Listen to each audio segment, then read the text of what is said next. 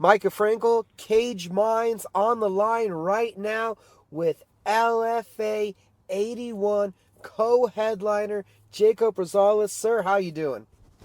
I'm doing fine. Thank you for having me. Great to talk to you, sir.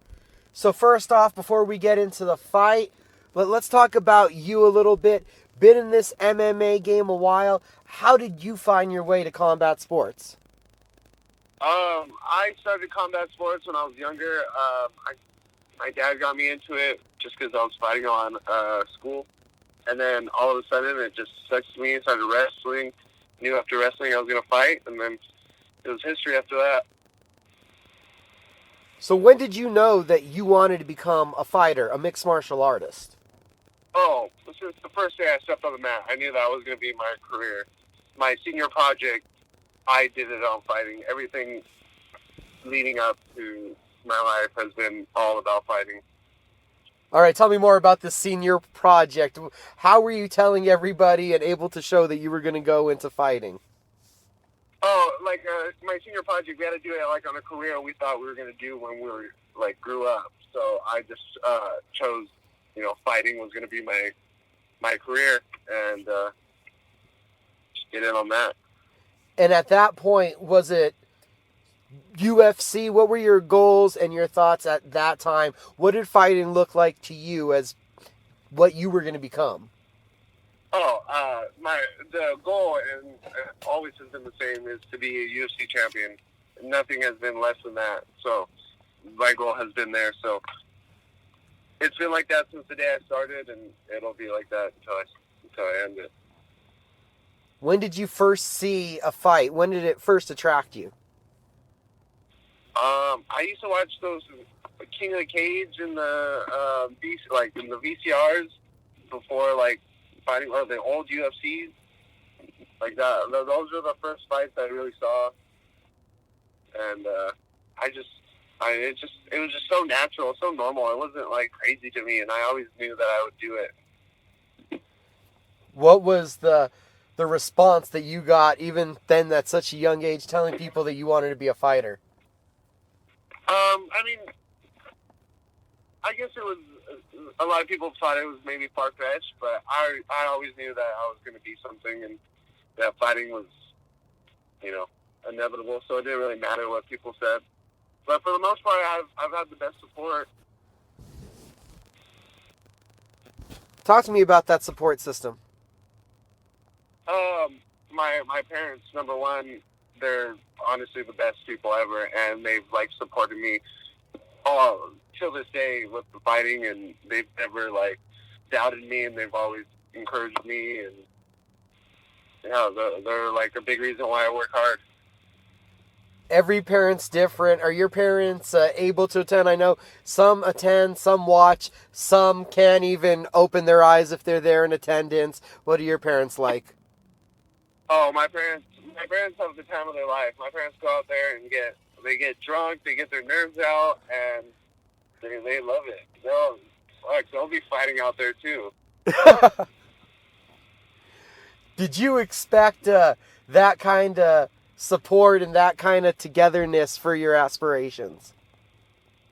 Oh yeah, I mean it's something I grew up with all the time, so I never saw anything less than them just always being supportive. And after wrestling, how did you follow up on this journey? Where was the first gym? Where'd you go to? Oh, I've been at the same gym since I was 10 years old. I've been at CSW under Eric Paulson and Ben Jones since forever. Day one. I've been bred there, and I've never been to any other gyms. So that's my second home. And so that's really close to where you live, so you've been able to stay there the whole time? Oh yeah, it's about 5 minutes from my house. I run there. I walk there. Oh, that's got to be really cool. Yeah. That experience, a gym there that's produced so much talent. What is it like then, having been on the mat since 10 years old? It's been awesome. The experience, the knowledge I've learned from everybody, and just especially that gym. Like killers have been there. Josh Barnett, Eric Paulson, Curtis Millender, Darren Caldwell. Just every there's been so much talent that I've been able to learn from, and it's been awesome. Talk about Josh Barnett, Darian Caldwell, Curtis Millender. They all have a little bit of a wrestling base there, but I feel like they're completely different fighters. So from that, how much has that camp allowed you to become your own fighter and develop your own style? I feel like I just take something from everybody's kind of style a little bit. Like, I'm more of a catch wrestler. I'm more of like just mean and gritty and just like to get in there and hurt people. Now, the last time we had seen you in action, it was the Contender Series. Didn't turn out the way you wanted, but I heard that you went into that fight injured. Yeah, I went in there with one leg. I broke my leg like 4 or 5 weeks before that fight. I got my cast off. I fucking pretty much ripped my cast off, and I got it off a week before my fight.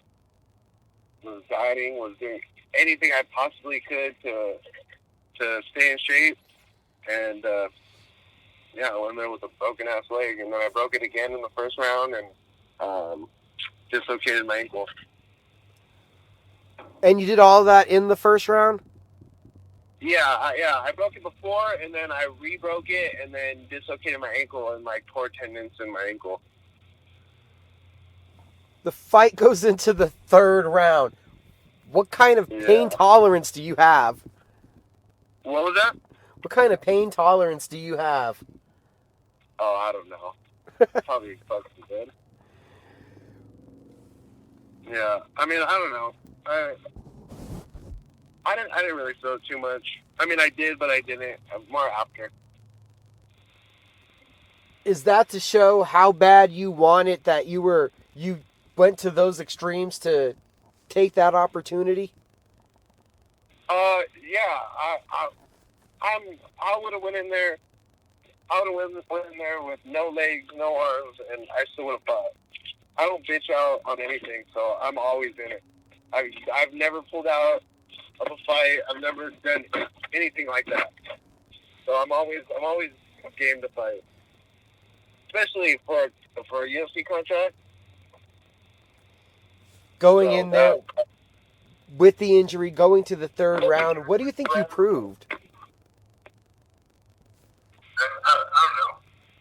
I felt like just going in there and giving it all and not like fucking stopping and quitting. I'll be so lucky to be away.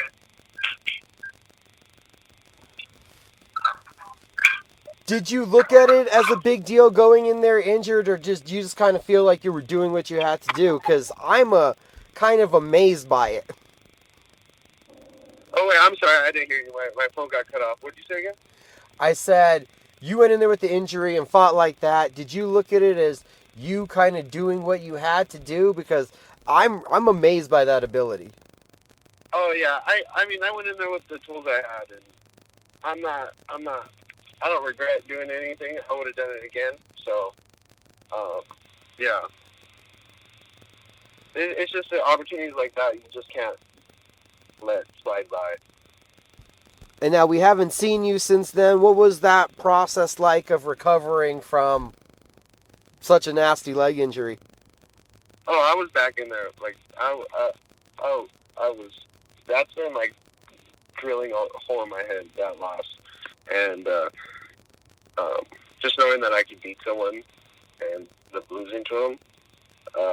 Yeah, I've just been in there. I've been learning. I got healed up. I'm a different animal, and way meaner. Now, what does that do for your focus, for your motivation? You were right there on the doorstep, and as you said, injury prevented you from performing how you wanted, but you were right there. Oh, I have to go and get what I missed out on. After this fight, I'm gonna get a UFC contract. After I just demolish this fucking dude, it's done. They're gonna have to give me one. or I'm just going to keep fucking hurting everybody that is under these lower divisions until they sign me. Because these hospital bills are just going to stack up. So I'm coming to get what's mine, and this dude's in front of it, and he's got to go down. Salaiman Ahmadyar is the opponent from Team Alpha Male. What do you think about the matchup? I think he's sloppy, and he's slow, and he tries to muscle everything, and I don't see it going past the first round. And if it does, he's super lucky. But I'm going to go in there, and I'm going to piece his ass up, and he's going to try to shoot from far away, which he does, and he's going to eat all my shots, and he's going to try to wrestle a wrestler, and he's going to get fucked up, and then he's going to try to strike with me, and that's definitely a no-no. So, I mean, just, yeah, it's not going to be good for that guy. Also, Jacob, you're sharing the card with somebody I heard you've been working with a lot lately. Up in the main event is Jamal Emers. I heard you guys have been working together a lot recently. Yeah, me and Jamal, we're boys. Like, we train hard as shit together. That guy is going to go out there and just murder his opponent. And just the way we train together, it just fits my work ethic and his work ethic. So we're always pushing each other, driving each other, and it's just, I know that on January 31st, we're both going to shine. We're both going to get contracts that night. What's it like having another guy that's right there in your weight class that's high level also able to push you? Oh, it's awesome. Like, we both help each other. We're both, like, hungry for it. So it's always a good thing to have someone like that on your side. One last thing, Jacob. I know it's a grind, and I know it's a lot all the time that you're on, and your mind's constantly thinking about these fights. But how nice is it to also be living your dream? Oh, that's the best part. That's why I do it, because I love every part of this. And what's that like for you, being able to get up in the morning and do what you're passionate about?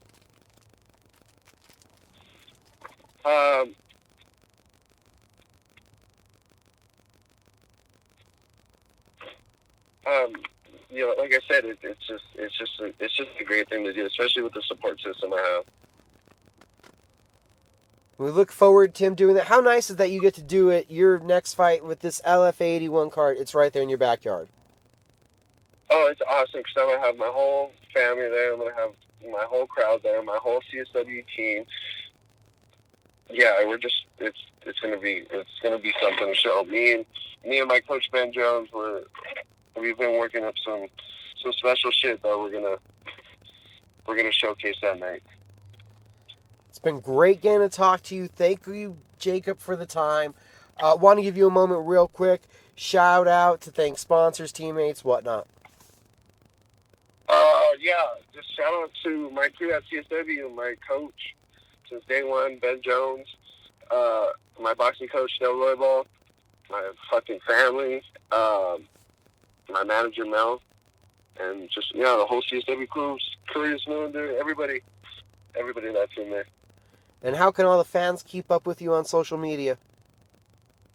I think my Instagram is Lil Badger Rosales, and my Twitter is Lil Badger 55.